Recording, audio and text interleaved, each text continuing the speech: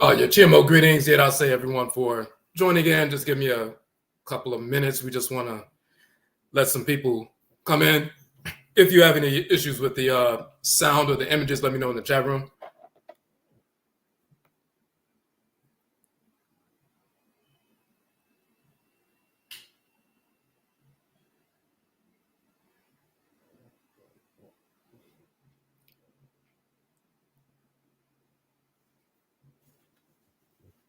Okay.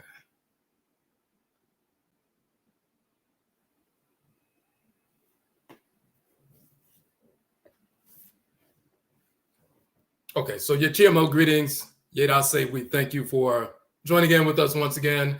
For those who are unaware, I'm Odwirafo Kwesi Ranehmata Akan Odwirafo of Akwamumana Maruka Tifimudi Akwamu Nation in North America within Odwiraman, the purified nation. Afurakani people in the Western Hemisphere. So we are doing this broadcast, this live tonight. We want to go over some important information that we have published on in the past. We've expanded one of our publications, and we want to focus on a segment of the book that we published a number of years ago, which we have expanded, called Kokoba, which means warning in the Akan language. And you'll see that the front cover of the book Kokoba is right here, image for the live stream that we were promoting and so forth. And this book, Kokoba, is one of 12 books that I've included in an anthology. 12 of the books, I've published 31 books to date. We took 12 of those books, placed them in one volume in an anthology, 600-page work. Ojira True Historical Anthology. We just released that last month, as a matter of fact. So it is available on our website. It's available on Amazon, but we also have a 30% discount on our website for our subscribers and followers on social media and so forth. So we're going to look at that particular book. This one of 12. This is the actual softcover version of the book, Ojira True Historical Anthology. It is, as we said, 600 pages. It's in full color and so forth. And we want to check on the Kokobo book. Now, if you look on the back cover, you will see that we have all of the 12 books that are included in this volume. So it's 8.5 by 11, full color, 600 pages and so forth. So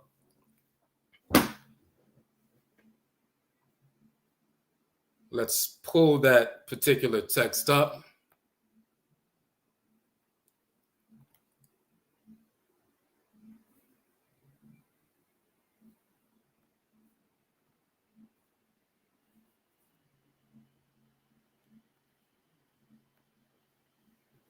Okay, so this is the book Kokoba. So when you purchase the book, this is like the 7th book within the series.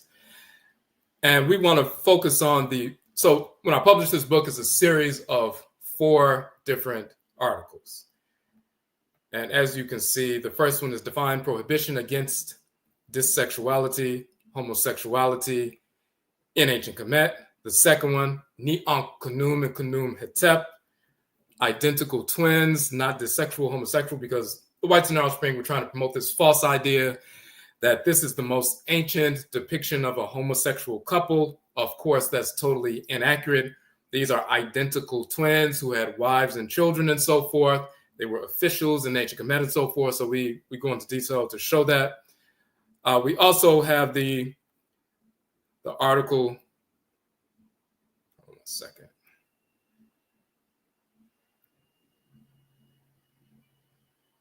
Went a little bit too far. Okay. Set and Anat, the dating of the contendings of Heru and Set. And then also the instructions of Ptah Hetep, the proper translation of instruction 35, the prepubescent sexual taboo. So we published a series of articles a few years back, and we decided to take all of those 4 of those articles into one volume and publish them in the form of a book. There had been a move amongst white Egyptologists. They're trying to force white Eurasian sexual deviance upon the culture of ancient Kanit and Kamet because they know it's an Afurakani, Afuraitkaitnit African culture. This is our ancestral culture, our ancestral religion.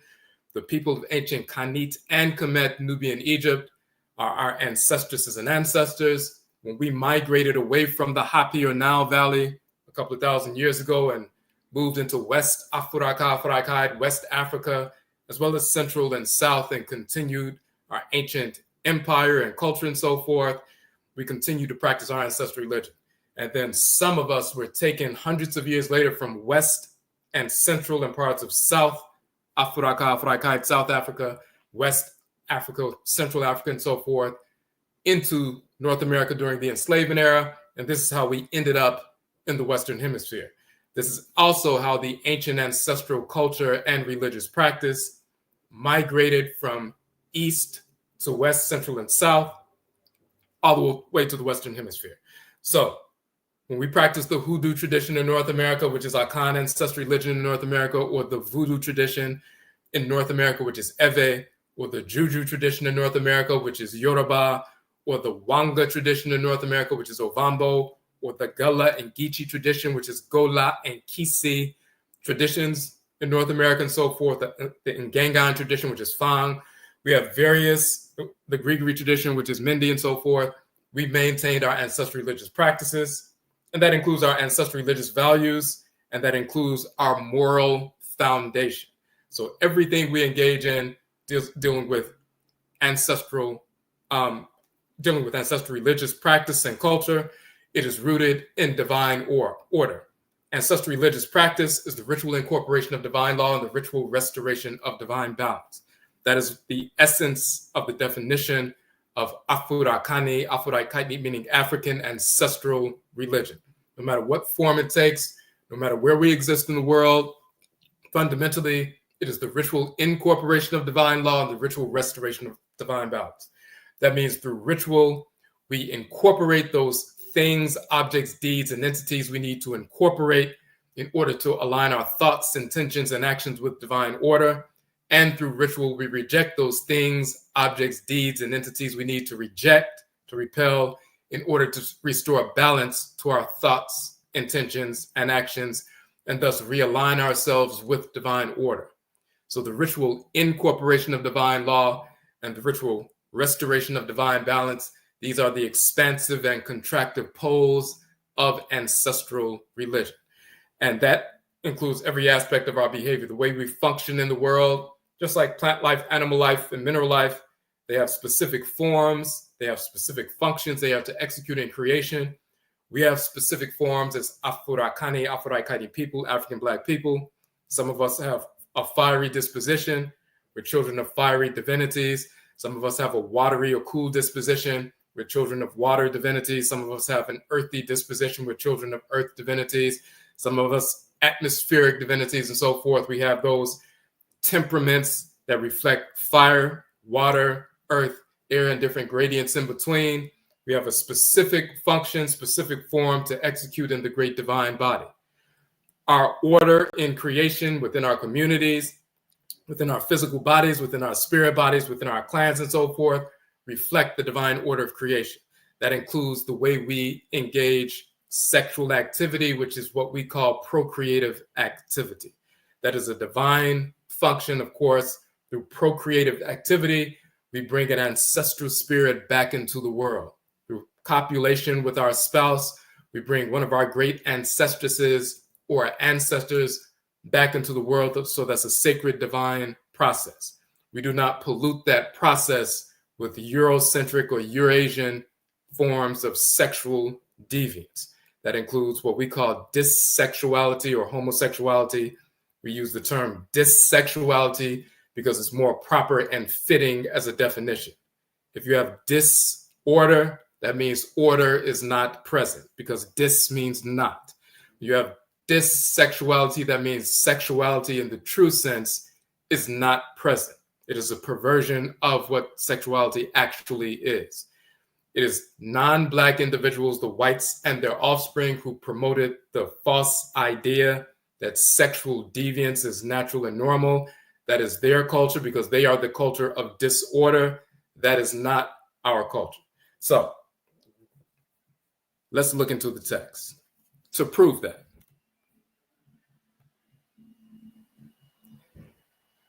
Now, what some of the whites and offspring have been doing is trying to promote, even politically, trying to force Afurakani, or African nations to accept dissexuality, homosexuality, transgenderism, all of that, sexual deviance, which is also spiritual discordance, mental illness, and so forth.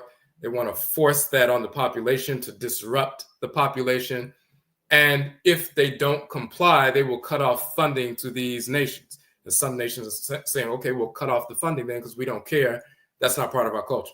It never has been and never will be, and it's not part of us as Afurakani, Afuraitkaitnit people. We are not a self-destructive, spiritually discordant, sexually deviant people. That is the nature of the whites and their offspring, which includes white Europeans, white Asians, white Hindus, white Arabs, white pseudo-Native Americans, white Hispanics, and so forth. Non-Black people is what we include in that term, the whites and their offspring. They are not us physically, genetically, nor spiritually. We are totally different physically, genetically, and spiritually, and that is a good thing. So, but what they have done is try to force that into our culture. And when we say it's not part of our culture, they have put forth this false narrative that in ancient, quote unquote, African culture, we didn't have a prohibition against that. It only came with Europeans and Christianity and Islam and Puritanism. And before that, gender fluidity was part of ancient African culture, which is a 100% fraud. That's a lie. And to prove that, and that was a way for them to try to force, sexual deviance on our culture. And so they use their, anthropologists and linguists and so forth to put forth this false narrative and pseudo scholarship. And some of our people even began to accept that nonsense. We use the same approach with regard to scholarship to actually disprove everything they've said. So they tried to prove the most ancient expression or, teaching of acceptance of homosexuality. They tried to use the ancient texts of ancient Kamet. The most ancient religious compositions yet unearthed in the world are the Meru texts, the so-called pyramid texts. And then the following coffin texts of ancient Kamet, Egypt, the texts of papyri and so forth reflect the same values and cosmology you find in the ancient Meru or pyramid texts. So they tried to use our ancient texts, mistranslate them to try to say we were embracing dissexuality, homosexuality. We show the actual text with the actual translations to prove that we were totally against it from the beginning. And we start off with the divine prohibition against dissexuality, homosexuality, and Kamet. That's why we have that as the first article. So,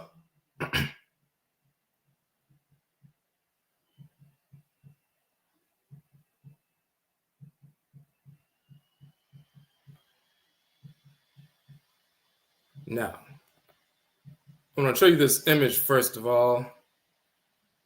So this is a section of what is called the Runu Pert Imheru, chapter 125. And let me blow that up for you. All right. So it's a specific segment of the Runu Pert Imheru, Book of Coming Forth by Day, misnomer, the quote unquote Egyptian Book of the Dead. But it's not the Book of the Dead. The reason why they called it the Book of the Dead, the whites and offspring started calling it that because they found these papyri inside the tombs of people who were buried, of course. They found these rolls of papyri in the form of texts. So they started saying, oh, these are the books of the dead. And they were found in tombs, but we didn't call them that. We called it the Ru Nu Pert Imheru, coming forth by day. Now, they also found these same texts are not only found in, papyri, but also, in coffins and so forth, painted or inscribed in coffins, also in the tombs of ancient Kamet along the walls. And when you visit Kamet, like when you go into the tomb of Seti or go into the tomb of Ramesudu, second or third or, sixth and so forth, the more popular ones that are open and so forth, as well as in the papyri that are found in the Egyptian Museum in Cairo and so forth. You will find, for example, on the tomb walls, you will see the various chapters of the Runu Pert Emeru, the book of coming forth by day and so forth, the book of gates, or the Shat'm Duat or Shat'm Sabao and so forth. They're on the walls in the tombs, they're in the coffins, they're also on papyri, but also the original texts go all the way back to the Meru, the pyramids, and so forth. So this is one of them. This is a portion of a text, chapter 125, and you see a number of deities sitting here. This section is called often the 42 enunciations of Maat. Sometimes people say the 42 laws of Maat or the 42 declarations of innocence. In reality, it's 42 deities, and you see them seated here. And these texts were read or chanted. So when the spirit transitions and the spirit separates from the body and we inter the body and so forth, the body is mummified and buried, sacred prayers are, put forth. Through ritual invocation, we evoke the ancestral spirit so we can assist that spirit to make a smooth transition to the ancestral realm. So that spirit won't be suffering and depressed and angry and hanging around the place that they were murdered or hanging around the place that they died and harassing the living. So if they died in a home upstairs and so forth, 40 days later after the funeral and so forth, someone goes upstairs and they see the spirit of the person still moving around or causing problems, or they're affecting the person's dreams or affecting their decisions or making their physical and spirit body feel heavy, and they're feeling depressed and weighted down and so forth, and feeling anxious and, a number of things going on in their head. We don't want these earthbound spirits who are depressed, angry, upset, misguided, full of anxiety hanging around. We have ritual practices to assist them to make a smooth transition so they can dwell with the pristine community of our ancestresses and ancestors for the next couple of hundred years until it's time for them to reincarnate. So part of that process is evoking the ancestral spirit, but also invoking the forces in nature that govern specific aspects of creation to assist that spirit to align his or her spirit with the forces in nature, the embodiments of divine order, so they can realign themselves, recalibrate, quote unquote, detox, ground themselves, become acclimated to this new condition as an ancestral spirit in the spirit realm. You're no longer going to be living amongst your family. You have a new condition now. Your spirit is separated from the body. You are now in the ancestral realm. Sometimes you periodically will go to your grandchildren, great-grandchildren, when they pour libation for you or engage in ritual prayer in your spirit, you'll go and connect with them, and you'll connect with them in dreams, or when they're doing a ritual, if they're meditating or they're pouring libation or they're engaged in ritual song or ritual drumming, spirit possession takes place. You may visit them at that particular time, but most of your time you're going to spend in the ancestral realm. Just like most of the time for us, we're focused in the physical realm. Every now and then, we'll leave the physical realm spiritually through meditation, through ritual song, ritual dance, ritual chant, ritual movement, and we'll connect, our spirits with the ancestral spirits and commune with them. But then we spend most of our time focused on what's happening physically in the physical world. In the Akan tradition, there's a proverb saying that if you want to know what the ancestral realm is like, consider the dream state. Because when you dream, your body is laying still in a dark place, no sound, no movement, no light, but your spirit is having a number of different experiences. When you transition, your body is buried and so forth in the grave, no movement, no sound, no light, but your spirit is having, experiences. So we would take a text like this, read the text, ritual prayer. These are ritual prayers, ritual chants. And when we're engaged in that ritual chant, we're assisting the spirit to make their way into the ancestral realm without falling off and becoming a wayward, aimless, earthbound spirit. Now, and these same rituals exist across the continent today.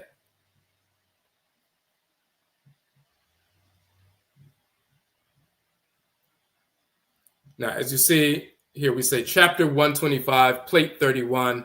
This particular papyrus is the papyrus of an individual named Ani or Anui, who transitioned, was found in his, tomb and so forth. Now, we say now this is critical, in order to live in harmony and perpetuity after death in the ancestral realm, as well as during life in the physical realm, the Afurakani, Afuraitkaitnit African Black individual must ritually invoke the 42 Ntoru, which is the ancient Kameti term for gods and goddesses, spirit forces that animate creation, the spiritual forces that animate the sun, moon, earth mother, oceans, rivers, streams, mountains, planets, black substance of space, the spiritual energy that animates, the physical creation, the embodiments of divine order. We must align with these specific 42 who are judges of Ma'at and Maat, a divine law and balance. So there are 42 divinities. Let me scroll back up so you can see that image.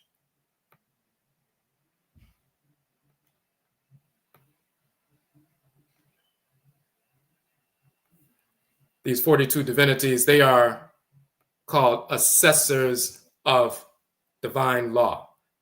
Assessors of Ma'at, assessors of Ma'at. Now, there are 42 divinities, and when you see the whole, piece, it is actually, in fact, let me pull up a quick image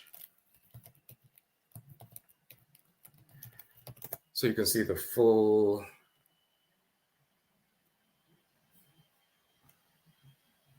Okay, we actually did a course on this.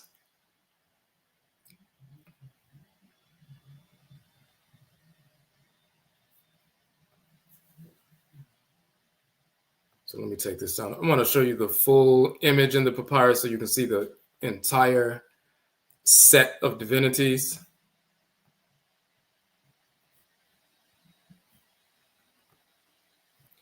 Okay, so we did a class on these 42 divinities a while back.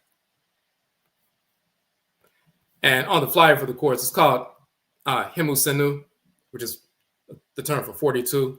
We did a 6-week online course. That's the female divinity, Ma'at, divinity of divine law and balance. This is that same papyrus.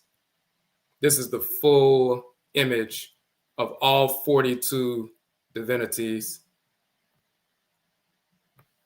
in our book. So this is all 42 of them. So you have 42 deities, and then you have the judge, Asar, sitting at the head of the 42 divinities. So, but let's go back to the text.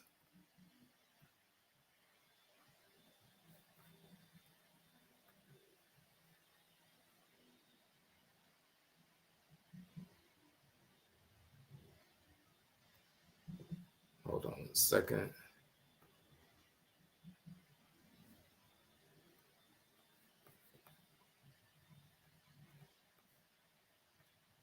Okay.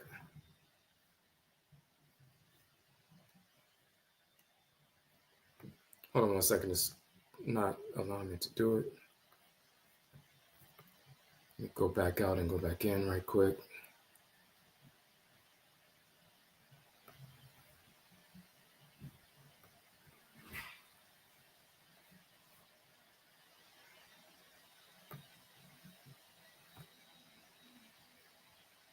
Okay, so you should be able to see this now. All right. So that's just one half of that, the full, length. So 42 divinities that regulate order, plus the 43rd divinity is Asar, the judge, in the dual hall of Ma'at. Now, one thing that we point out in the class, none of the Egyptologists understood why there were 42 plus the judge, which makes 43. They did understand that ancient Kamet was divided up into 42 sepatu, so-called nomes, which is administrative divisions similar to the United States' 50 states. Well, in Kamet, there were 42 administrative divisions. Each one had a sacred, shrine and a divinity governing that region of the country and so forth, but there were 42 quote unquote states. When ancient Kamet is called a sepat, plural sepatu. And then they had the capital, which, is 43. Just like United States, you have 50 states. And then the capital is Washington, D.C., which is D.C. is the District of Columbia. It's not a state. It's the capital of the country. Just like you have Illinois, the capital is Springfield. Every state has its capital. Well, the capital of the entire country is the District of Columbia. They didn't want to have one state that was also, the capital for the country because it would put too much, bias towards that state. So they have one capital that's representative of the capital of the country federally. So in ancient Kemet, it was the same thing. And it was patterned, United States government was patterned after ancient Kemet. So 42 states, the 43rd is the capital. You have 42 divinities that govern each one of those administrative divisions of the state because the country itself is considered a sacred body. It's part of the earth mother and so forth. The country is divided up into 42 sections plus the 43rd. And if you look at your body, you have 43 pairs of nerves. And those 43 pairs of nerves, when the signals are sent from the brain through the nervous system and so forth, those 43 pairs of nerves are carrying messages back and forth from the organs, glands, systems to the brain and back. So those 43 pairs of nerves regulate order in your entire body. Without those 43 pairs of nerves, your body is not functioning properly.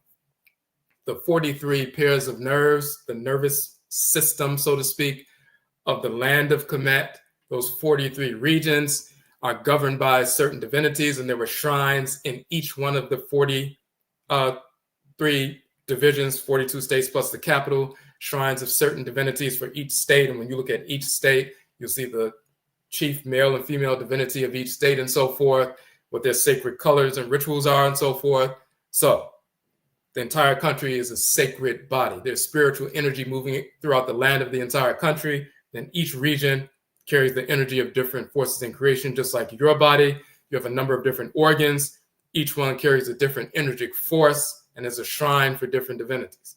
So when we go before these 42 divinities, we're going before the 42 forces in creation that regulate order in creation. They're the assessors of Maat because they regulate the expression of order, which is divine law. So when you go before these 43, it's no different than making sure your 43 pairs of nerves are pure so they can constantly communicate the right messages, signals from the brain to all the organs and systems so your entire body works harmoniously. So there's a ritual invocation to each one of these 42 divinities. You ritually invoke the divinity through ritual prayer.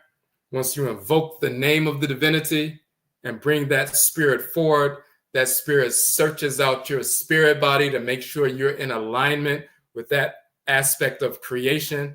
Once you're shown to be in alignment with that aspect of creation, then you invoke the next divinity, bring that spirit forward. They search your spirit body out to make sure you're in alignment with that aspect of creation. And when you invoke all 42 plus the 43rd and so forth, the entire quote unquote set, then you show that you're physically, but in this case, your spirit body is in harmony with creation. And now that you have a purified spirit body and it's proven that you have a purified spirit body, then you can move into the realm of the ancestresses and ancestors where your great-great-great-grandmothers and grandfathers are dwelling and communing and live with them in a peaceful, harmonious existence as an ancestor or ancestress until it's time for you to reincarnate through one of your descendants into your clan.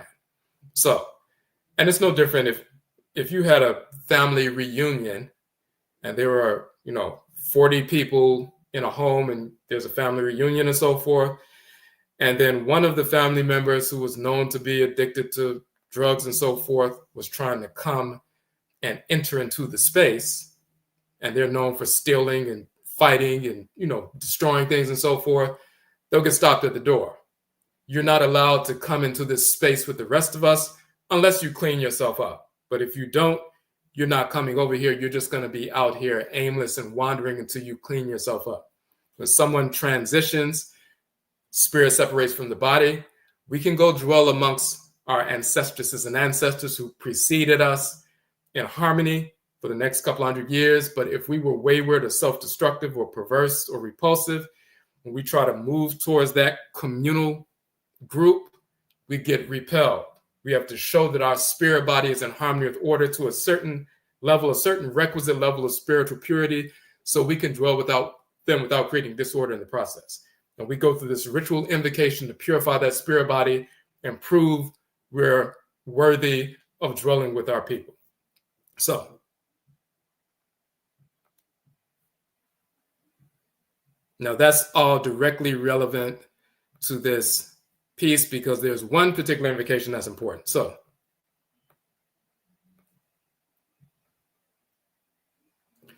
we said, in order to live in harmony and perpetuity after death in the ancestral realm, as well as during life in the physical realm. So we do it in the ancestral realm, but we also do it here in the physical world. The Afuraitkaitnit Black individual, African Black individual, must ritually invoke the 42 divinities, Ntoru, who are judges of Maat, divine law, in order to harmonize with the energy of the Ntoru, the spirit forces of creation, the embodiments of divine order in creation. Their energy is invoked. So that's the first thing, you invoke them. Invoke to vocalize, ritual invocation, spirit, ritual prayer, ritual chant, ritual song, and so forth. So their energy is invoked through that ritual process, reading from the text or through memory and so forth. Once the energy is invoked or called, and that spirit comes forward, their energy can be internalized, infused, and replenished within the individual.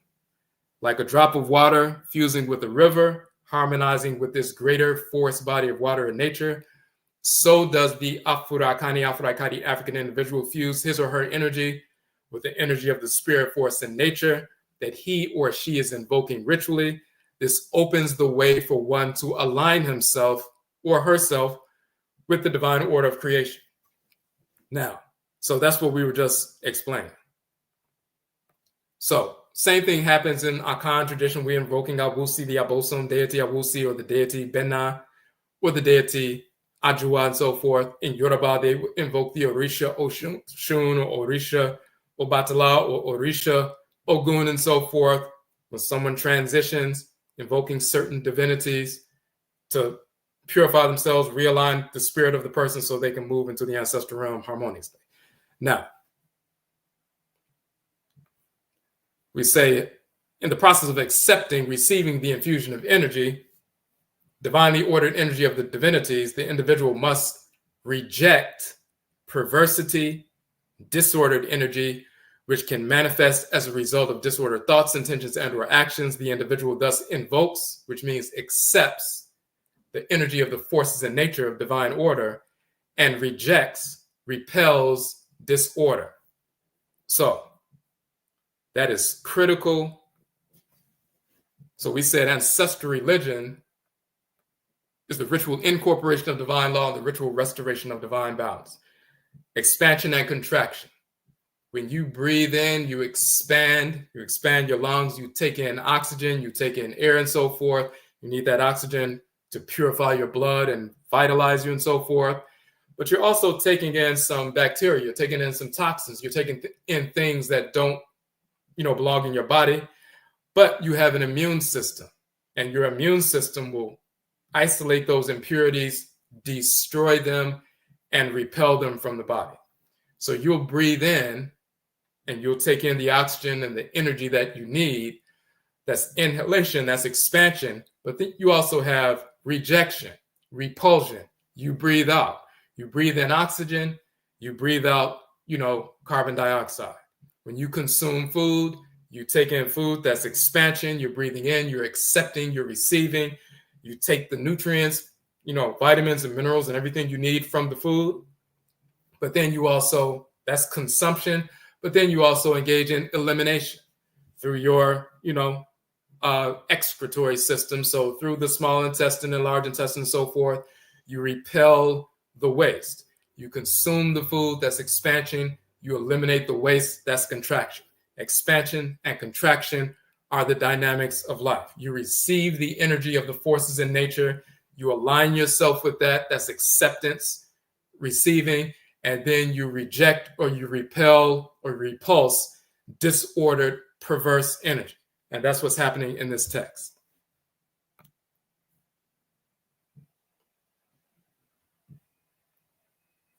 Now, you go before each divinity and you invoke them, and here's how that goes.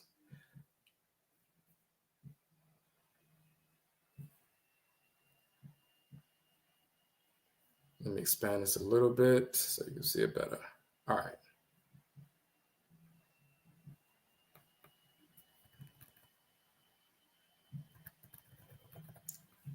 So as you're going through and you're invoking each one, and it's no different than, for example, if you went into the home of someone practicing the Yoruba tradition and they have the Orisha, that's the Yoruba term for deities and so forth. You walk in someone's home, you say, hey, how you doing? And they invite you in. What you see at the front door is the Ajogun. So they'll have Elegba, which is Eshu, Ogun, and Oshosi. And you'll see a little stone sometimes with little cowrie shells for eyes. You'll see a little iron pot with some iron spikes sometimes and so forth. You may even see a little metal piece that looks like it has a bow and arrow or a rooster and so forth. You see these are shrines for these three warrior divinities, Eshu, Ogun, and Oshosi. They're right at the front door.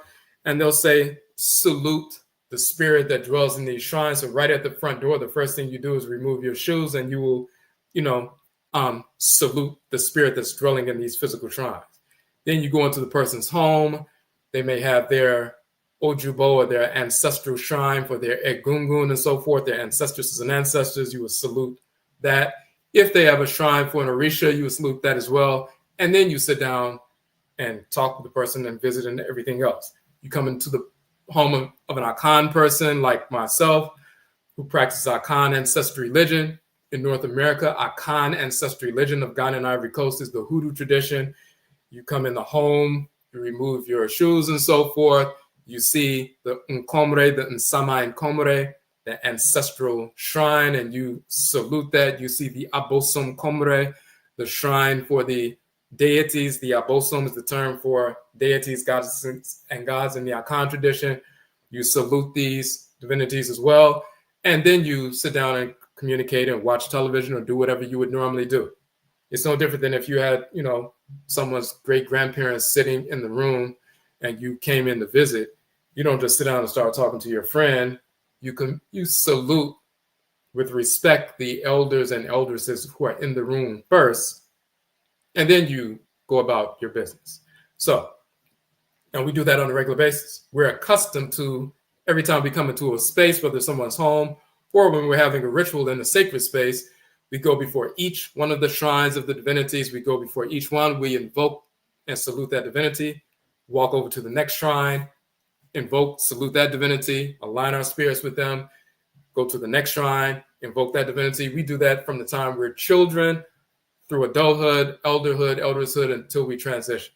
So when we transition and we do the same thing, we go before each one of these 42 divinities, invoke them ritually, infuse their energy, align our spirits with them, reject any perversity within our spirits, and then move to the next one. We've been doing that all of our lives. That keeps us in alignment when we're here on Earth. When we do that periodically, like, for example, every 42 days in Akan culture, there's a sacred ancestral Sunday called a Kwesiadai or Awusiadai, sacred ancestral observance every 6 weeks and so forth.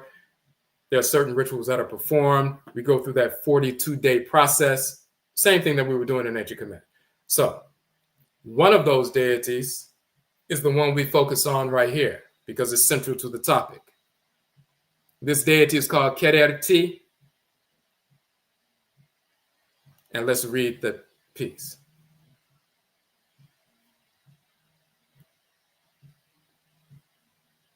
This is part of the text And this is the particular one right here that we just, zoomed out on it, pulled it out of the text because that's the specific one we wanted to read. But it's actually, let me point this out for you.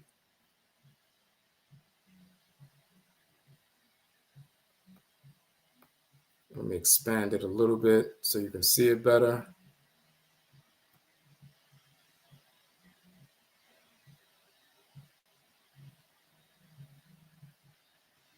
Okay.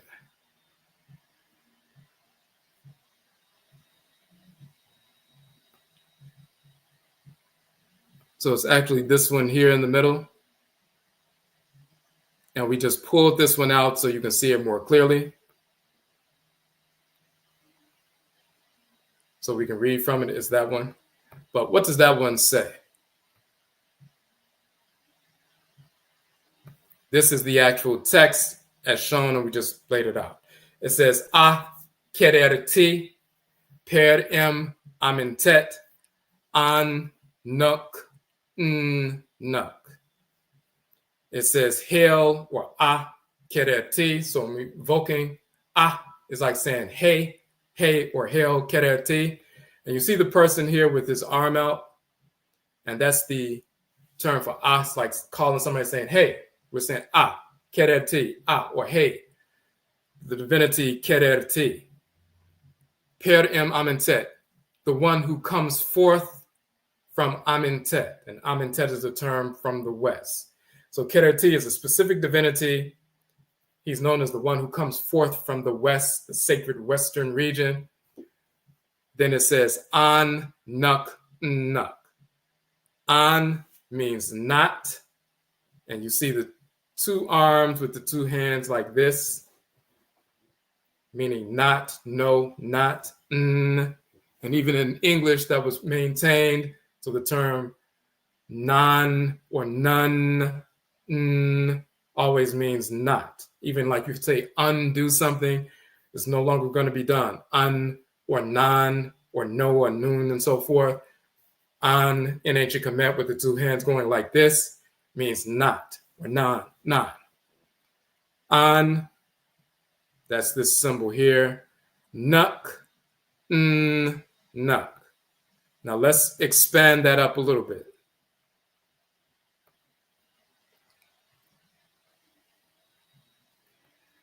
As you can see, ka, the wavy water line, is the in, the symbol for in. Up, down, up, down, up, down is the wavy water line and so forth, rippling water. If you cut that into the up, down, and up, and you cut the rest off, you just have one line going up, one line going down, one line going up.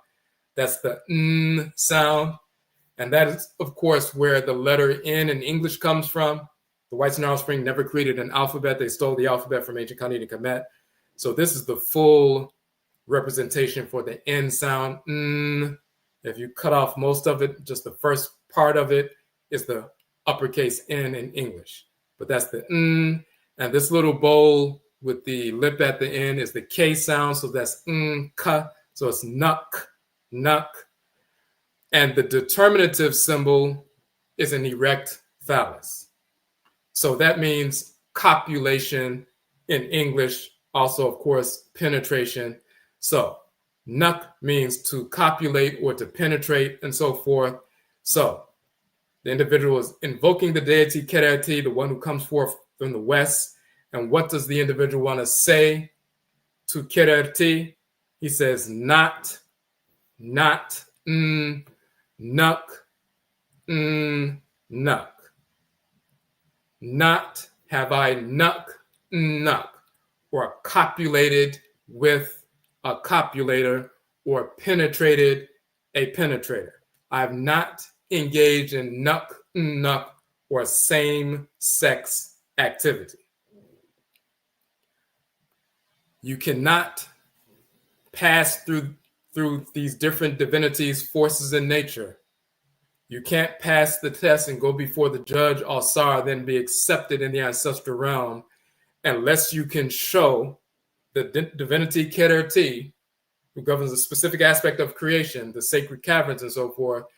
you must be able to show that I have not penetrated a penetrator or engaged in same sex, quote unquote, or dissexuality, homosexuality, haven't engaged in that kind of activity. If I had engaged in that kind of activity, that will disqualify me from divine order, and therefore I will not be accepted in the pristine community of the Ancestresses and Ancestors. I've disqualified myself, and now I am repulsed.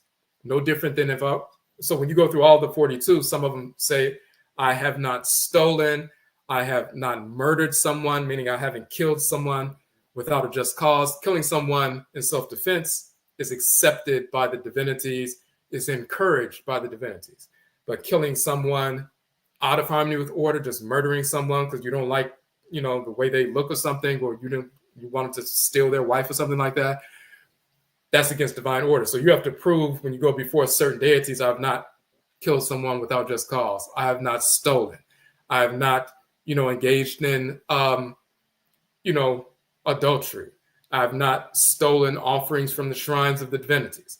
There are 42 different statements you must make, 42 aspects of ritual behavior that are governed because they govern the full facet of, activity in life. You have to go before 42 divinities, plus the judge, which is 43, that governs the 43 aspects of creation, just like all 43 pairs of nerves govern your entire body and so forth. You have to show that every aspect of creation that they govern, you were living in harmony with that aspect of creation. And once you get through the entire 43 set, then you're pure. Your body is proven to be pure because the forces of nature searched you out, and now you're accepted. No different than someone, as we said, if it was somebody who was hooked on drugs and so forth, and they're trying to break into the family reunion, you have to show that, okay, I know you used to be on heroin, used to be stealing and attacking people, and, you're trying to kill people and everything. Are you clean now? Let me see. And people will come out to see if this person is balanced. And if they see that they've purified themselves, they're like, okay, well, you can come in. But if you are still on that, absolutely not. And that's just a sort of, it's not exactly the same, but it's a similar kind of example. So,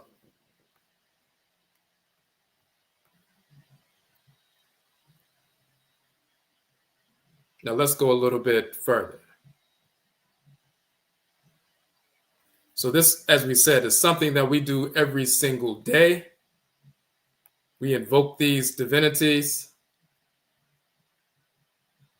on a regular basis from the time we're children, through adulthood and so forth. Let me go a little bit further.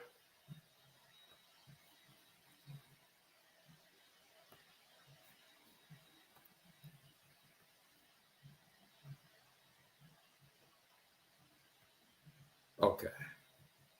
So we even go a little bit further because Egyptologists, this is something they don't understand.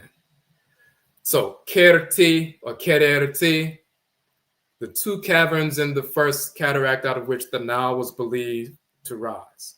And Amentet, this is the female divinity, Amentet. She governs the west. The term for west in ancient Kamet is Amentet, the west, the land of the setting sun, and that's when the sun sets in the western mountain range. It goes into the underworld. That's like the gateway to the ancestral realm and so forth. So she's the one at the gateway, that spiritual force. When someone transitions, they say they have gone to the west. Just like when the sun sets and disappears and goes underground, that's akin to someone dying and so forth. The sun has set on their life, and then their body is buried in the underworld and so forth. She's the one, she's the spiritual force in the western region. That's the spirit that you see when your body, dies and your spirit separates and you come in contact with Amentet first and so forth. And then she guides you to this community of forces in nature. And then you go before each one and you show that your spirit body is pure. Each one, each divinity, male and female and so forth, until each one sanctions and purifies and proves that you're pure, then you're accepted. That means that you can't get into the ancestral realm and live amongst the ancestral spirits and divinities that are honorable. if you've stolen, if you were committing adultery, if you were murdering people for no reason, if you were stealing offerings, if you all these different things, but that also includes you can engage in dissexuality, homosexuality, because that is an expression of sexual deviance. It's absolutely out of harmony with divine order. That's always been the case. We've always understood that it is the whites and their offspring who put forth the insane notion that two males can engage in sexual activity or two females, and there's no problem. That is sexual deviance is no different than bestiality, which is perverse and sexually, out of harmony with order. Now, kererti is also,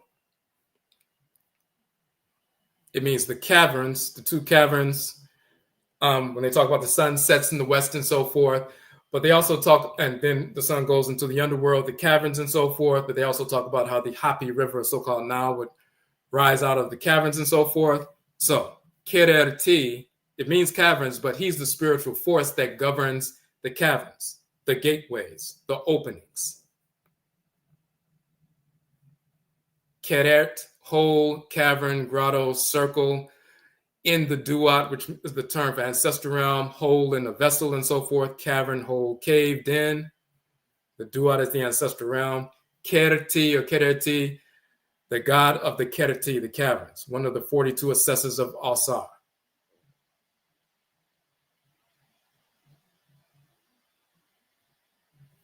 Now,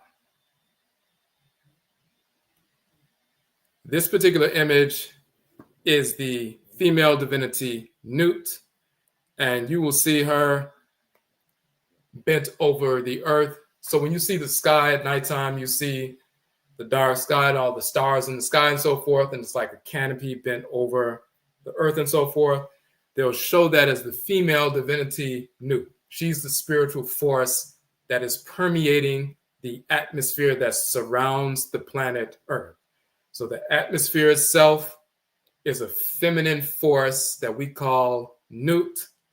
And when they show her bent over the earth with the stars all in her body, her body is, dark and so forth, with stars in the body, she is the spiritual force animating the atmosphere.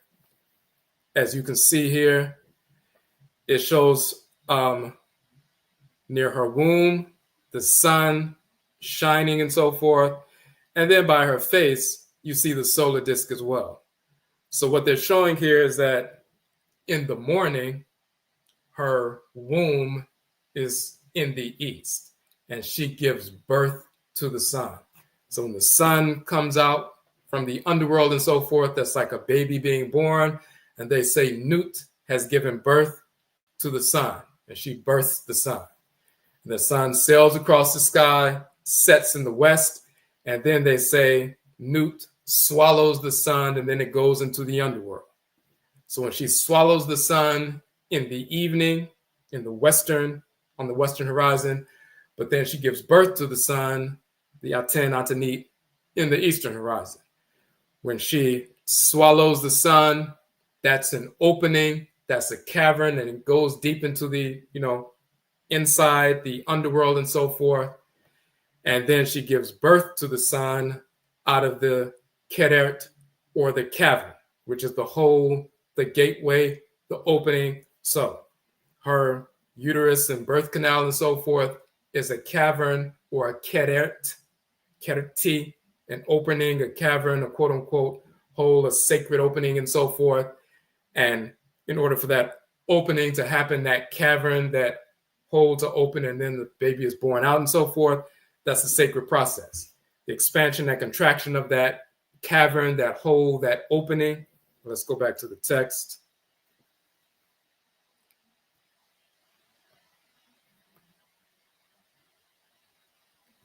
That kerert, that hole, cavern, grotto, circle in the duat, hole in the vessel, and so forth.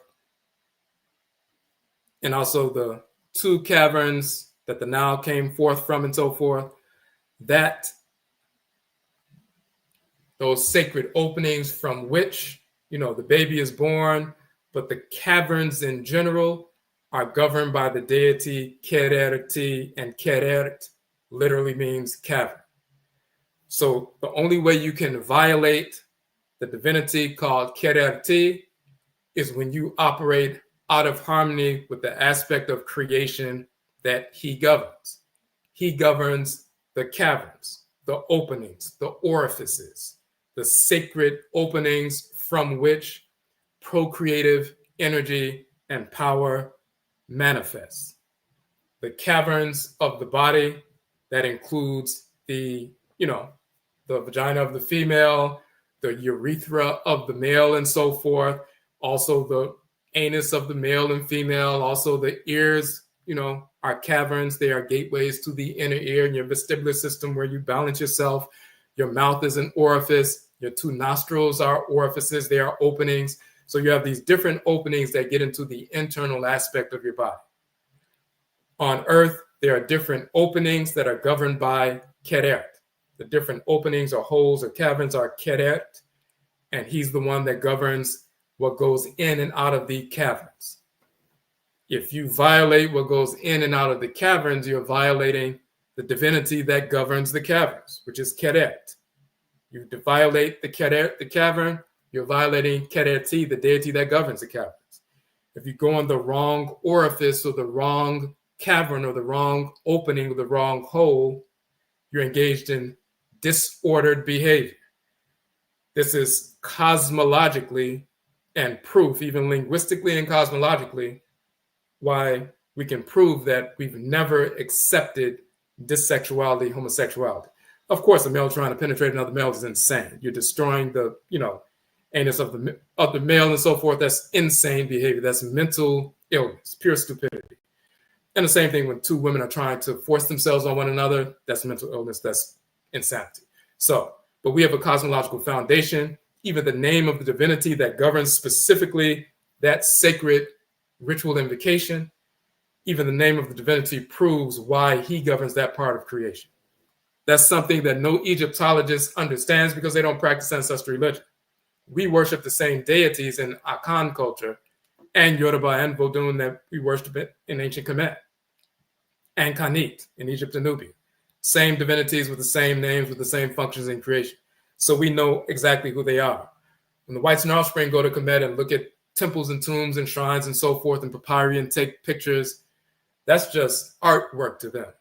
When we go before these images and reliefs, these are shrines of the spirit forces in nature that still possess our people through spirit possession, who communicate with us when we pour libation and engage in divination and cast shells and do readings for people and so forth. We're still in communication with them, including the deity Kererti. So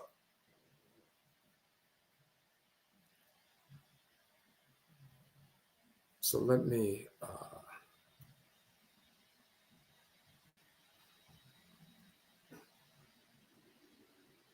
so all of that information, we go into detail about that. Now,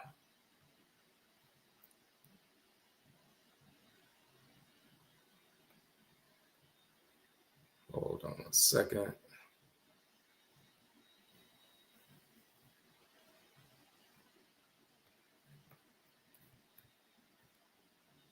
So as we said, that particular book is 1 out of 12. So let me just show you real quick. So that's the one I wanted to go over tonight. I don't want to keep you long, just like an hour or so. But to show you and prove that thousands of years ago, our people already had a divine prohibition against dissexuality. Every single person who transitioned, that ritual invocation, the Brunu Pert Imheru, we had to go through that process. Every single person, male or female, who transitions goes through the process of invoking these 42 divinities, the same ones they invoked when they were on earth throughout the course of their lives, from childhood to adulthood. Had to do the same thing one more time after transition. If you couldn't pass the test for each one, then you're proven to be having been living out of harmony with divine order, which means if you engaged in dissexuality, homosexuality, that self-destructive practice, that proves that you are out of harmony with divine order. This is a divine prohibition. Not nuck, not have I engaged in same sex or penetrator to penetrator, copulator with a copulator, and so forth. Now,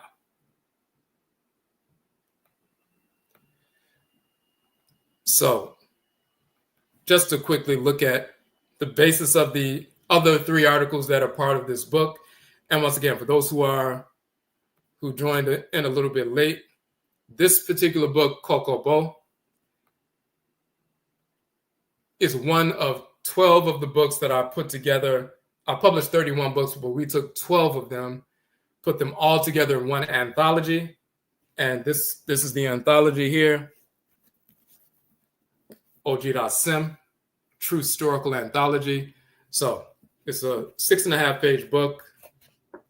As you can see, it's in full color. In fact, let me show you what we were just looking at.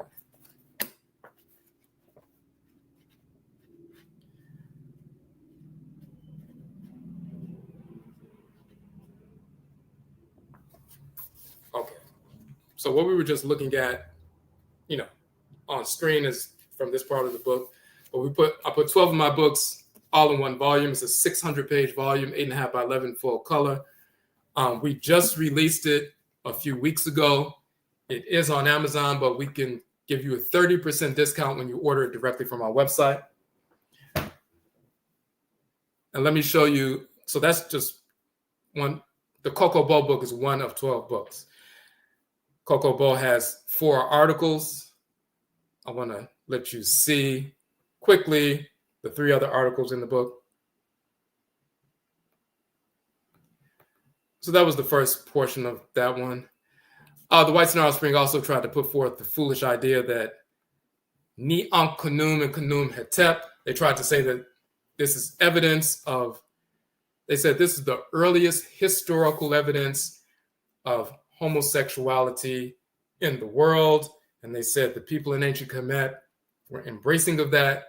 And this is why we wrote this very short article to prove, of course, that's idiotic. We've never engaged in that. So Ni Ankh Khnum and Khnum Hetep were identical twins.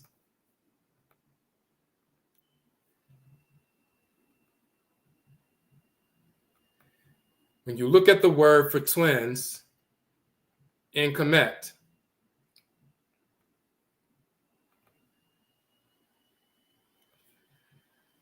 it's really spelled HTR. You'll see in the Coptic dialect, here it says Hotre or Hoter, and another Coptic dialectical variant, Hatar, another Coptic dialectical variant, Hatre, and Atra, Atre, and so forth. It's not Heter, it's Hatar or Atar. And why do we know it's the word for twin is vocalized as Hatar or Atar?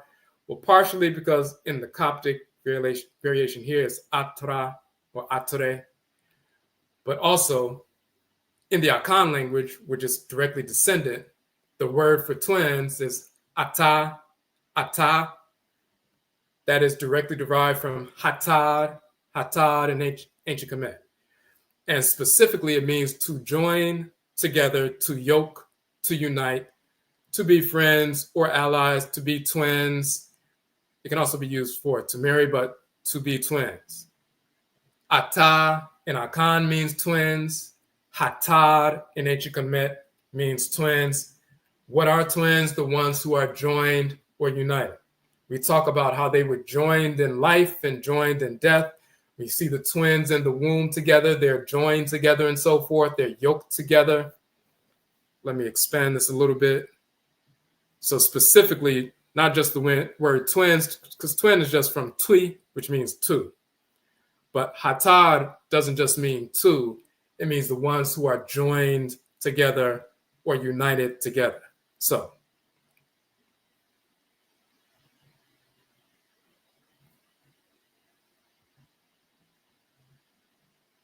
let me get back down. So specifically,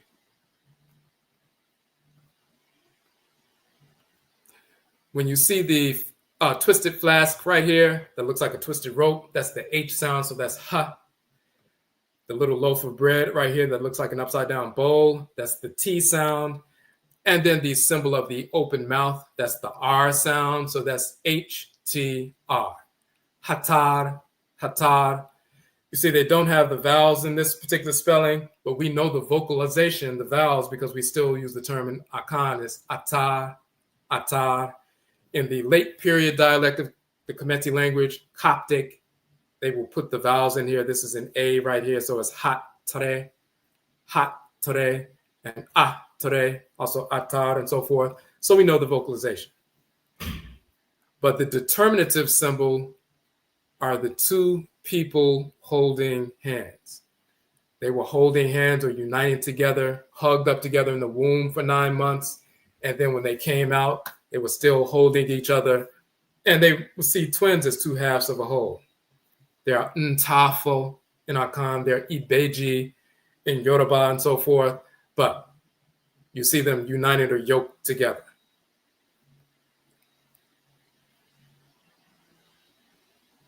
Now, let's go back up. And then you just see Hatar itself. Once again, the word for twins and the two twins, whether they're fraternal twins or identical twins or whatever, they're still yoked together in the womb and they're holding each other like this. That's the determinative symbol. Now,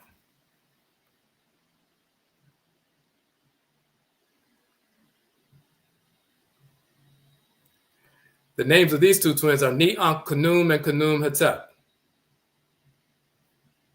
Let's go back up so you can see that. Ni-Ankh Khnum, Khnum Hetep. Of course, they're holding up each other just like they did as twin brothers when they were in the womb. So when they died, the text in their tombs said they had, tombs, two large tombs and so forth. And the text in the tomb said they were joined together in birth and they were joined together in death. And just like they came into the world holding one another, two little babies in the womb and so forth, when they went out of the world, they hugged each other for the last time and so forth, and then they went into the ancestral realm. So this is why they're together like that. But Ni-Ankh Khnum and Khnum Hetep, 5th dynasty in Kamet. Who are they named after? The flat-horned ram divinity named Khnum, which we pronounce in Akan Kunim, the potter deity. And you'll see Kunim seated at the potter's wheel, and he's joining together the body of the person and the soul of the person. He fuses them together. So he's the force inside the body and so forth. And when there's a conception and so forth, and the zygote, and you have a little body formed with the union of sperm and ovum, and the zygote is developing the embryo and so forth. Now that the body is forming inside the womb, Khnum, that spiritual force, will take the soul of the person and fuse it together with the body. And now the body has the soul inside of it and so forth. So he's a spiritual force that's conjoining the body and the soul inside the womb of the mother. That's that force in the womb. And you see the soul and the body, the Ka and the Kat, or the Kayat and the Kat, are identical twins. The soul is identical to the body. It's the spirit form of the body. So Kunim is known as a patron deity of twins because he fuses together the twin spirit force, the soul, the Ka, with the body, and they are identical.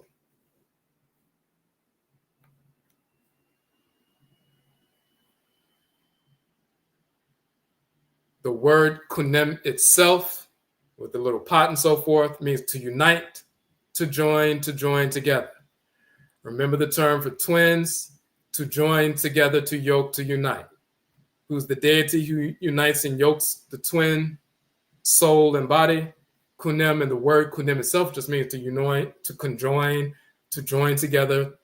And therefore, the name of the deity itself, proper noun, is the conjoiner, the uniter, the potter, Kunem, the flat-horned ram god, creator, really fashioner and conjoiner of the universe. Not the creator of the universe, that's Ra, and the creatress is Ra'et, but the conjoiner of that which has been created is Kunem.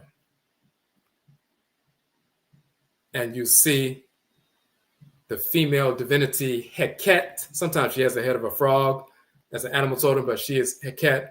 Once they are joined together, he is her husband, she's his wife. Once they're conjoined, she takes the Ankh and places the Ankh at the nose region to enliven them, to give them the quote-unquote breath of life. Ankh means life.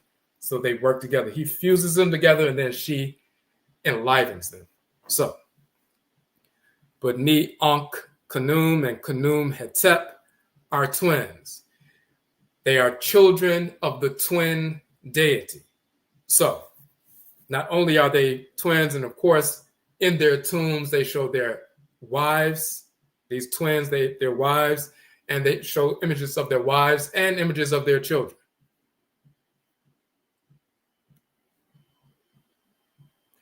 Here's another image of them, both of them, and you see right down here, you see their children and so forth. But Neon Khnum, that's the one who was born first, and then Khnum Hetep. Hetep means bringing to an end and so forth. He was the one that came out of the womb second. Khnum, Ni Ankh Khnum, and Khnum Hetep. So their names revolve around the deity that governs twins that join and unite. There's an entire cosmology that revolves around that. Twins are sacred spirits and so forth. In Yoruba, they're called Ibeji, and the Ibeji Orisha and so forth governs twins. And Akan is Abam Kofi and Amame and so forth. The Abosom, the deity that governs twins. In Vodun is Hoho, the divinity that governs twins in the Vodun tradition. Every group on the continent and wherever our people exist in the world know about the divinities that govern twins, what that sacred energy is, those polar opposites, but they are complementary balancing forces within creation. We know about that. So all of that is tied into the name of these two twins, the deity that governs them, why they're joined together and all of that.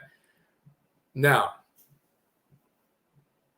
the whites and their offspring will push all that to the side and say, oh, this represents two homosexuals. That's insane. They have no understanding of the cosmology. They've never engaged in ritual like we do around springtime, around the spring equinox, to invoke the deity that governs twins and so forth, to bring that energy into the community. They've never participated in an Abam festival in our Akan tradition, the twin divinity, or an Ibeji festival in Yoruba, the twin divinity, or a Hoho festival in Vodun, Vodou, Eve divinity and so forth. They don't know anything about that. They've never invoked the divinity. We call him Okukunwemfo. Okukunwem in Akan, that's Kunem in ancient Kamet. Okukunwem in Akan, they've never invoked that deity to communicate with him. They've never been possessed by him. They don't know anything about that. We do. We have direct lived experience with these deities. So to ignore all of that cosmology and to try to posit that this image represents dissexuality, homosexuality, once again, is simply the insanity and spiritual perversion of the whites and their offspring.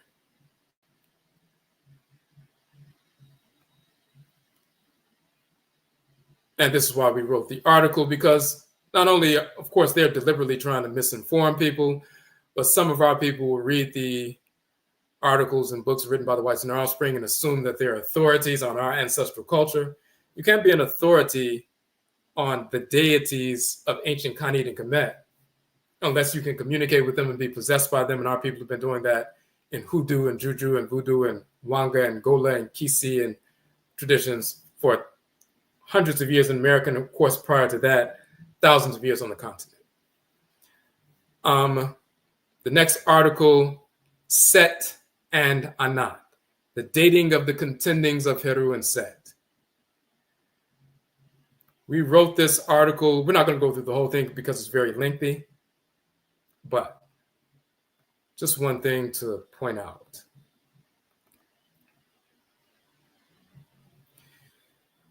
There's a text in the Chester Beatty Papyrus when they're talking about the fight between Heru and Set. It's a cosmological story about forces in nature and their interaction and how that impacts us in our communities and so forth. So there's one particular text when the whites and their offspring invaded northern Kamet and were living amongst northern Kamet and so forth. At some point, and they talk about the Hekushasu or the Hyksos who invaded northern Kamet and took over for a little while, and the foreigners were ruling Kamet. And then when the 17th dynasty came in Kamet, there was a revolution led by Amesu and so forth and Nefertari, and then they led a revolt against the foreigners and forced them out and took back over the country and so forth. So there's a whole true story dealing with that. But some people, some of the foreigners were still living in northern Kamet, Kanani or so-called Canaanite foreigners, and they were living in northern Kamet. And they started incorporating some of their rituals and even images of their divinities because they were living in Kamet. So you would see some of their spirits show up in the iconography of Kamet. So therefore, you would see, for example,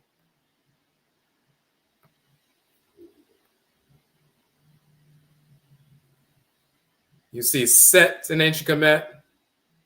He was called Baal in the Levant and so forth. This is one representation of him with the sacred, same kind of headdress we wore in ancient Kemet.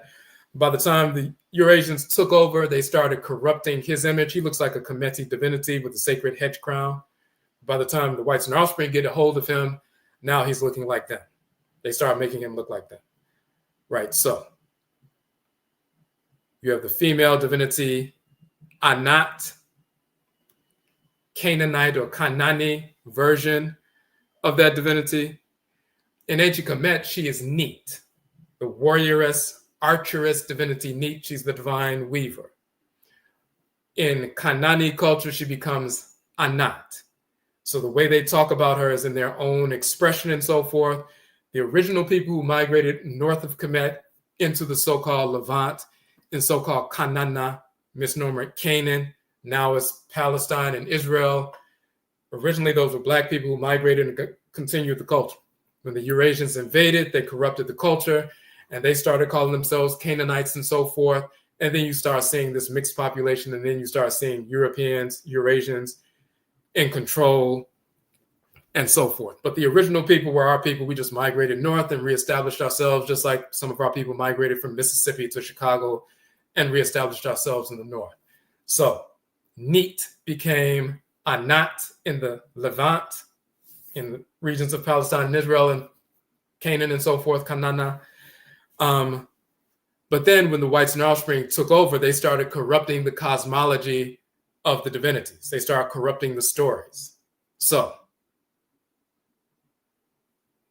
what's important about that is this particular text.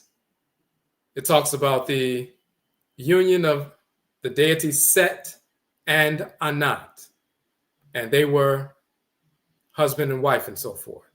And they tell this whole story about Set and Anat being husband and wife, and then Set seeing a goddess near the riverbank called the seed goddess, and he really was drawn to the seed goddess, and then he went and he forced himself on the seed goddess, and then she became impregnated and so forth. And they tell this whole story.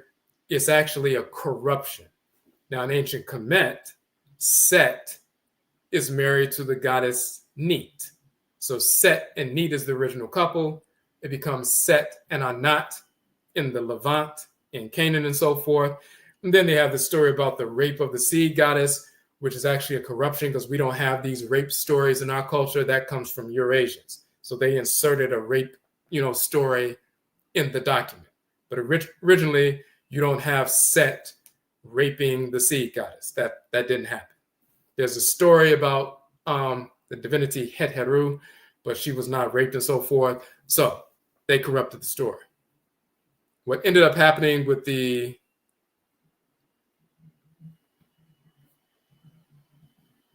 Chester Beatty Papyrus, and this story is talking about how to get poison out of somebody in a ritual capacity.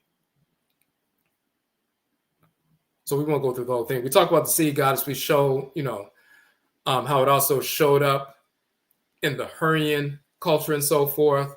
and they talk about El Kunirsha and so forth, and Asher Tun, and they reprise that story, but it's a Hittite myth, and they're talking about the rape of a divinity and so forth. That's when the Eurasians start corrupting the story. But let me just show this right here. Let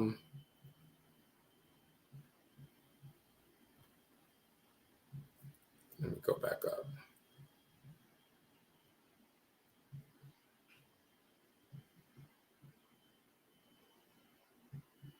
In the original, well, in the Chester-Beatty Papyrus, by that time, the Canaanites or Kanani and so forth were already in northern Kamet. They had already started corrupting the cosmology.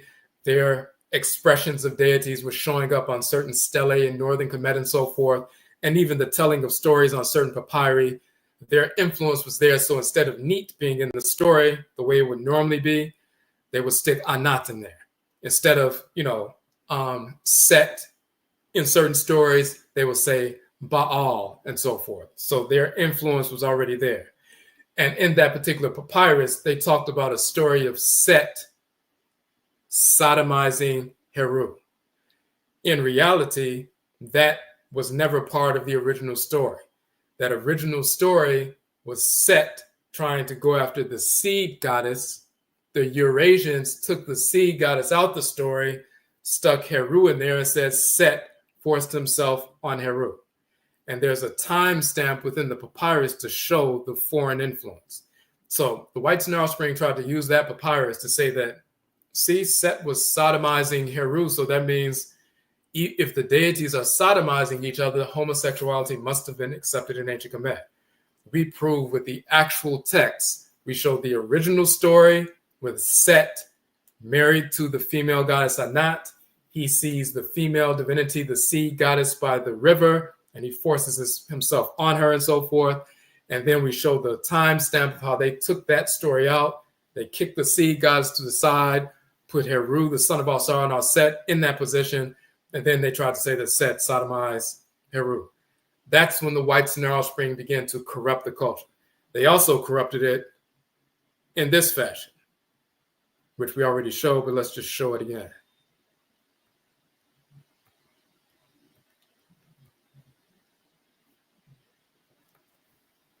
So we have a whole section on Set, Anat, and the foreigners.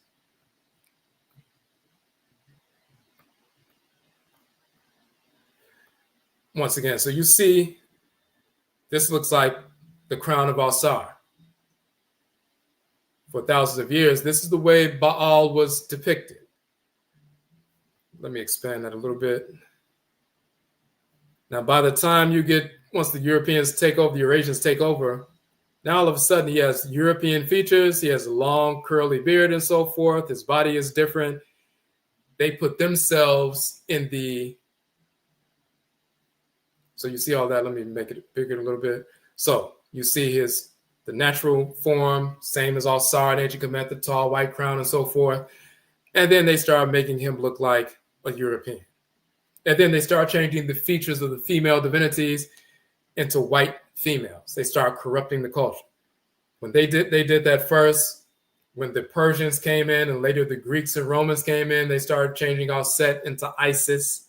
They started changing Alsar into Osiris. They started making them white and so forth, started corrupting the whole piece. So this is what they did. They corrupted the imagery, but also the cosmology itself.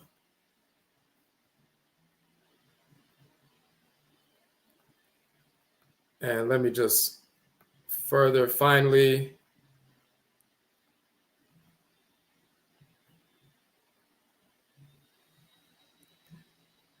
So we go into great detail to show that.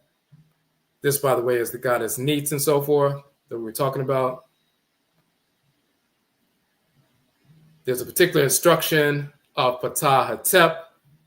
It is a prepubescent sexual taboo. So it's talking about the taboo in our culture, meaning taboo is echiwadie. It means a divine prohibition. That means it is hated by the divinity. Now, we need to show that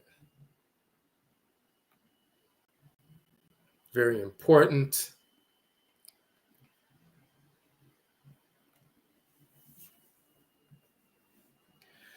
So it says mesneter, but it's really mesutn toro.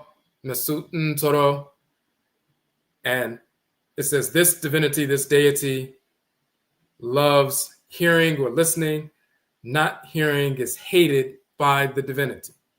Or mesutn toro, not obeying divine law or listening to or adhering to divine law is hated by the divinity. Mesutn toro is the hate, mesut, of the toro, the divinity. That is divine hate. So the prepubescent sexual taboo, that is something that is echiwadie, that is hated by the deity.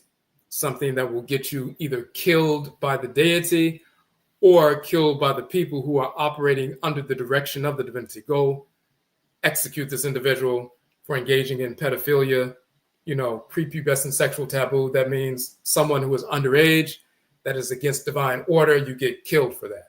That is something that is hated by the divinity. Divine hate has always been part of our culture. Dissexuality, homosexuality is also, mesutn toro is something that is hated by divinity.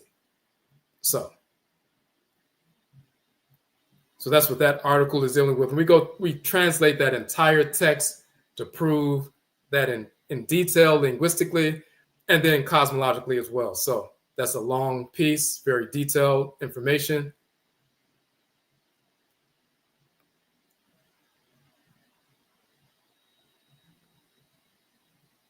Okay. So those are the 4 articles in that particular book. And once again, when you see on the back of our book, you'll see all 12 books that are included in the 600-page volume.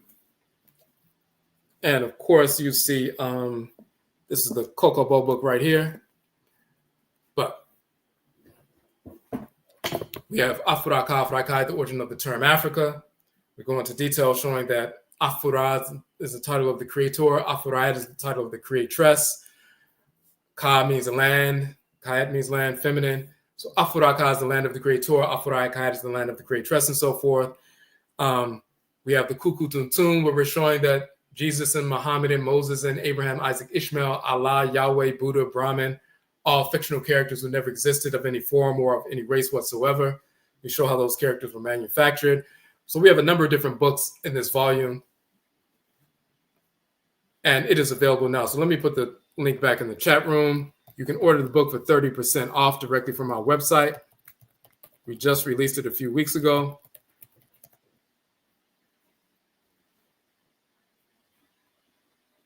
So any questions? That's what I wanted to share tonight. I just wanted to go over that divine prohibition, because of course, this is something that is, in the mainstream white culture, they're trying to normalize sexual deviance. That is their ill culture, their way of life. It has never been ours. They are the whites in our offspring are sexually deviant by nature, so they always engage in that. Our people have never engaged in that because it's self-destructive. Just like pedophilia or bestiality is not part of our culture. That's all expressions of sexual deviance, spiritual discordance, mental illness, and so forth. So we had to show the ancient text to prove that, because they've been trying to, by sleight of hand, try to make people believe that in ancient times we believed in that and we accepted it, but now it's not. It's only a recent thing that we began to reject it. Now, I want to look in the chat room, make sure there weren't any questions. Okay, the Kemetic or Kemeti perspective on marriage. So it's a balance of male and female, of course. We only marry people within the Afurakani, Afuraitkaitnit meaning African Black ethnic group. Going outside of that is spiritual discordance or disorder and so forth. We also marry people within our proper age range, as we just said, no pedophilia and so forth. But even when people are grown, trying to marry someone 20 years younger than you, you're engaged in a imbalanced situation and so forth. So we understand certain life cycles, phases of life, and it's balanced to be with someone in that same, life cycle and so forth. But we have a book called Oberima Afurakani Manhood and Obaatan Afuraitkaitnit Womanhood, where we talk about that as well.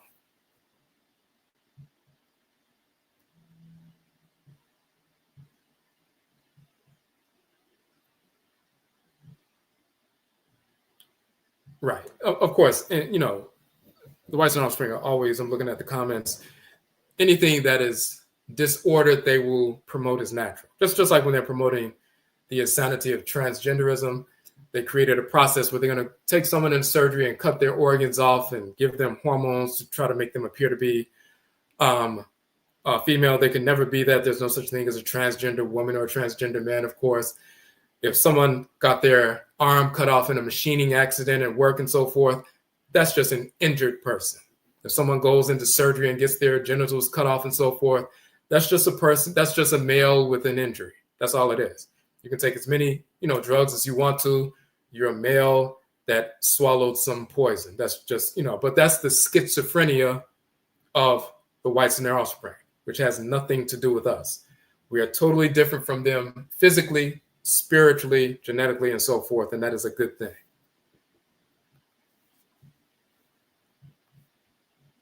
All right.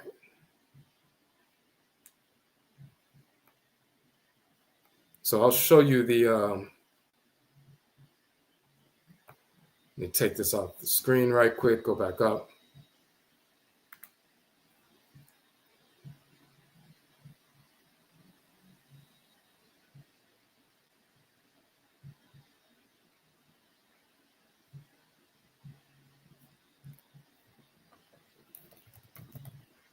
Hold on a second.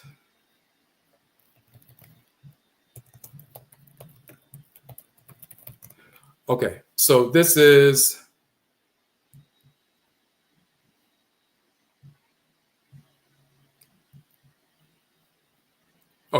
the page on the website. And you'll see that we did a short video talking about what's in the book and so forth. So you see it there. And this 30% discount for our subscribers is, once you purchase here. And one thing, when you click here, and let me switch over to this page. Make sure you can see it. All right. So 30% is $55 plus shipping. On Amazon. On Amazon, the book is $75, not only because it's in color, but also because Amazon takes 60% from booksellers. So if you have a book and you were selling your book for $10 and you posted it on Amazon and so forth, Amazon is going to take $6 from the sale and they're going to give you $4. And that's what booksellers do. Distributors, that's what they do. Bookstores typically take 40%. So if you put your book in a bookstore, they take 40%, but a distributor takes 60%. So that's why books on Amazon are a little bit more expensive, because they hit you for the cost of printing the book and then they take that 60%. So this is why often you'll see people who write books, they'll have it on Amazon so people can see it and it can, be seen by a number of different people. But if you purchase it directly from their website, they can give you a cheaper price. So it's $75 on Amazon, but you can get it for $55 plus shipping on our site. And what happens with that, we also have a payment plan option. So let me show you that.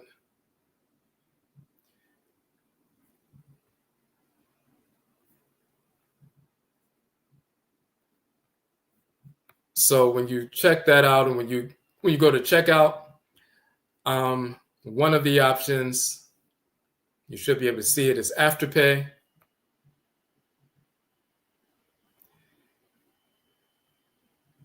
Which means if you choose Afterpay at checkout, you can break the payment up into 4 interest-free payments of $15.75 each. So that means you go on the site now, you purchase the book, and you only have to pay $15.75 now. And then over the next, few weeks, you make, 3 more $15 installment payments to Afterpay. And that's how that works. So some people opt to do it that way, or some people just pay the, entire thing. But again, it's 30% off when you're ordering directly from our website. And any questions on the chat room before we go, you can post them. There's one other thing. We're starting our next online course tomorrow night. So let me show you that.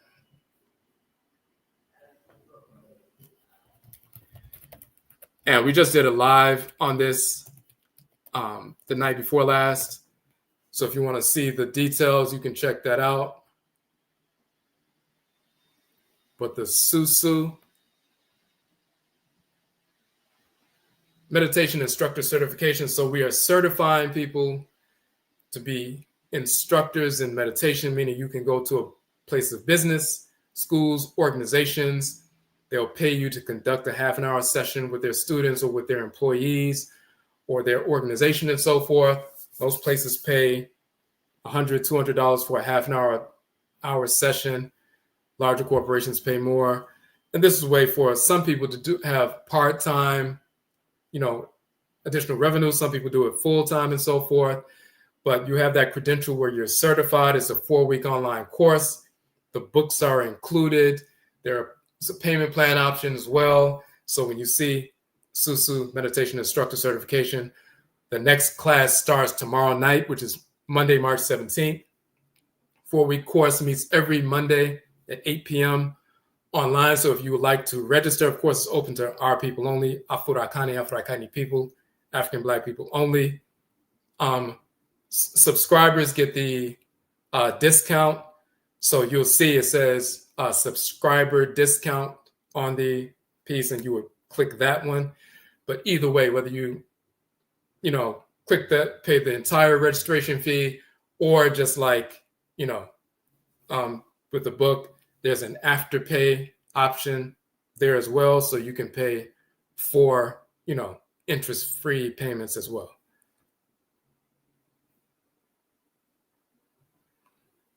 Okay, so the question in the chat room, Europeans want to promote perverse sexuality in schools. Is it for their agenda? Yes, they're trying to promote that in schools, trying to promote it in the media, in music, comedy, all over the continent of Afuraitkaitnit. It's a way to destabilize, just like it's no different than on every level. They will poison the food, genetically modified foods, poison the water supplies in our areas, poison the food supply, poison the air, of course. So it's it's become normalized for us to purchase bottled water. Of course, those of us growing up, back in the day, there was no such thing as purchasing water. It's normal to go to the faucet and get some water. But since they deliberately poison the water supply, and now people are like, well, you have to get, bottled water because the water coming from these taps, it's a great deal of pollution in there. So they created a problem, and now you have to purchase water, which is insane. But it's become normalized. They poison the food. They're injecting cows and chickens with all kinds of hormones, and people are developing all kinds of cancers, degenerative diseases.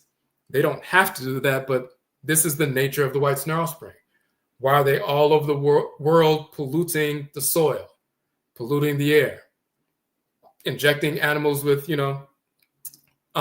growth hormones and so forth, steroids, destroying the seeds of plants. So now plants are growing without seeds, seedless plants and so forth. And therefore the farmers, once the crop comes, to fruition and so forth and is harvested, then they have to go back every year and purchase more seeds from the owners instead of taking the seeds from the plants and replanting and keeping the cycle going. Plants don't have any seeds, the fruits don't have any seeds and so forth. So once you have the crop is harvested, you have to go back and purchase more seeds every year instead of it being a natural process. They're trying to control the food supply that way. They have genetically modified seeds. So now people are dying of, various forms of cancers from the seeds. Every aspect of life they pollute. The same thing with marriage, the same thing with, the balance of male and female and so forth. This sexuality they're trying to promote, all of that is their agenda. They're even moving forward with regard to pedophilia. We talked about this over 20 years ago. We've been teaching our people this for decades. They were going to move towards normalizing pedophilia. And some people didn't believe what we were saying back then. But now all you have to do is Google TED Talks and certain articles like written in the New York Times. They are putting forth this idea that pedophilia shouldn't be seen as something negative. It should be seen and recategorized as a natural sexual orientation. And they're trying to rename it. They want to call it minor attracted persons. They don't want to call people pedophiles anymore. They want to call them MAPs, minor attracted persons. So they won't be criminalizing pedophilia. They want to call it a natural sexual orientation, no different than being a heterosexual male or female. This is what the Whites and Their Offspring are promoting. They've always been on that. We were telling people this 20 years ago, and now they're coming forward and trying to push that agenda. That's who they've been for thousands of years. So we are not them. They are not us. So we need to make a clear distinction about that. Sexual deviance is out of harmony with divine order. It's divinely hated. It's perverse. It's insane. And we've always understood that. So, okay.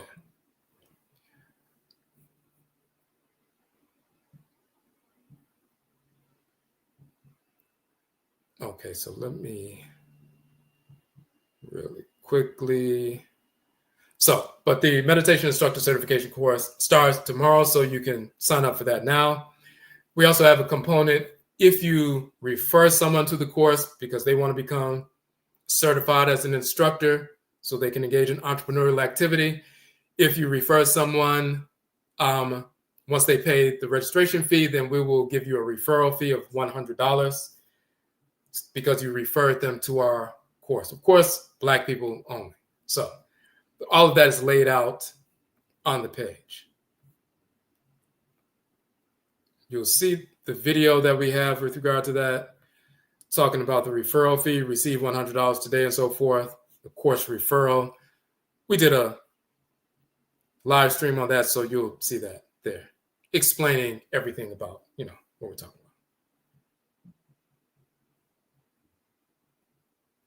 about. Okay, so once again, Yedase, we thank you all for tuning in, and please support the work, purchase the book. This is a groundbreaking book. The information in there is information that other people haven't had. We published these books in the past, but then we expanded upon them. So there are new versions of these 12 books in the volume. So check the book out. Once you order, it takes a couple of weeks for them to print and ship it out. But once again, 600 pages, 8.5 by 11, full color, and the information is critical. So, Yedase, we thank you all for tuning in, and Yebeshiabio, we will meet again.